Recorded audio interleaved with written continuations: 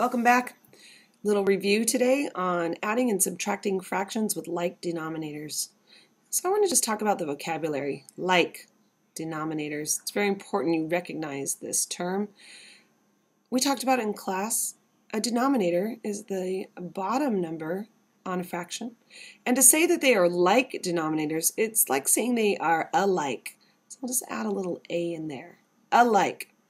Adding and subtracting fractions with alike denominators. It doesn't sound right, but it will give you a hint. So see over here in our first problem, the denominator is 10 and the other one is 10. All that means is that you are free to add and subtract because you cannot add or subtract unless the denominators are like denominators, or like we like to say, they're alike. So we're going to go ahead and add. Now, if you blink, it's going to go too fast because it is so simple. So watch carefully.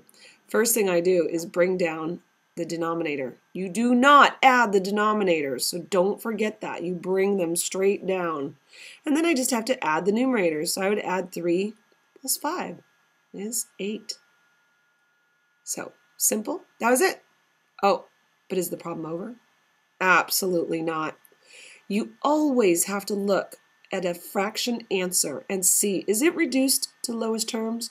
Or another way that our textbook says it is simplify. We need to simplify it. Now remember I taught you about reducing, how you have to take all the layers off, like the boy who was in his snow clothes. You need to get all the way down to his skivvies.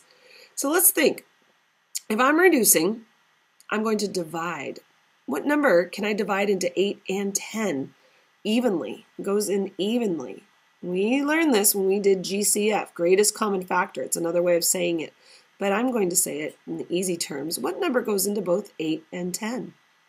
Well, I know that 2 goes into both of them. And what you do to the top, you do to the bottom. So if I divide 2 into 8, it would go in 4 times, and 2 into 10 goes in 5 times. Now you look at this answer and you say, is there anything that goes into both 4 and 5 evenly? And since no, there is nothing that goes into both 4 and 5, the problem is over and you circle your final answer.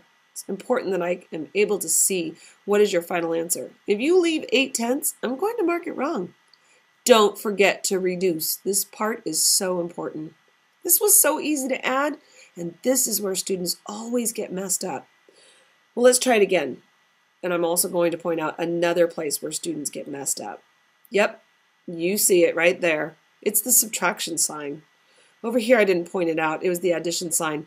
I can't tell you how many times kids will do this as an addition problem instead of a subtraction problem. Just be observant and don't miss those kind of details.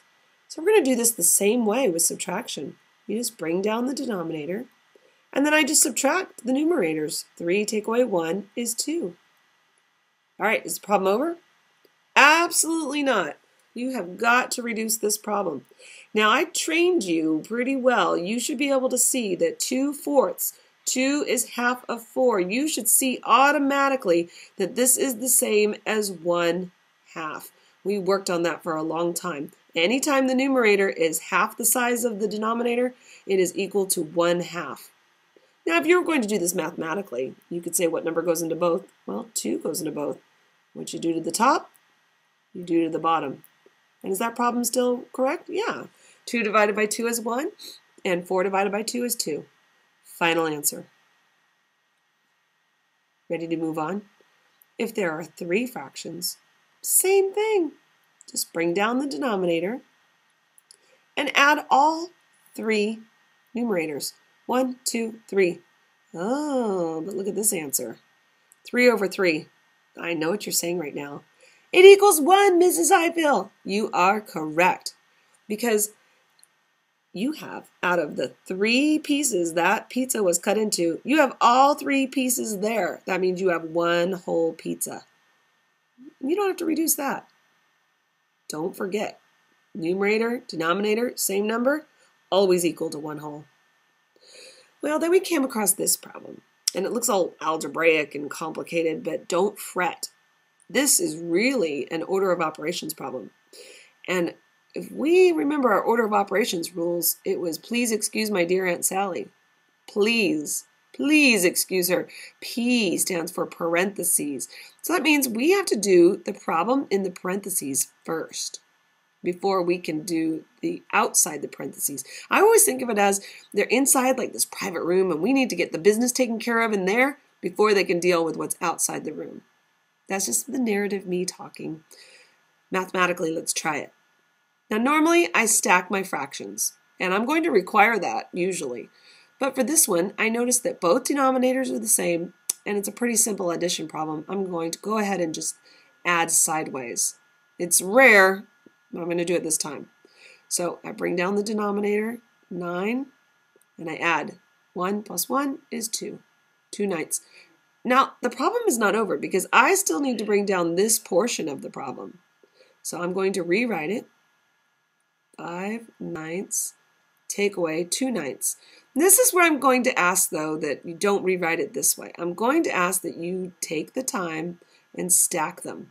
When we get to adding and subtracting fractions with unlike denominators, if you are trained to stack your fractions like this, it will be much easier. I know it seems crazy. You could have just done that from left to right, but trust me on this. It will make sense next week. So we can go ahead and just subtract now. I bring down the same denominator. I subtract 5 and 2, and that gives me 3. But is the problem over? Absolutely not. You have got to reduce this problem. And I see right away there is a number that goes into both 3 and 9 evenly. It's got to be the same number. 3 goes into both.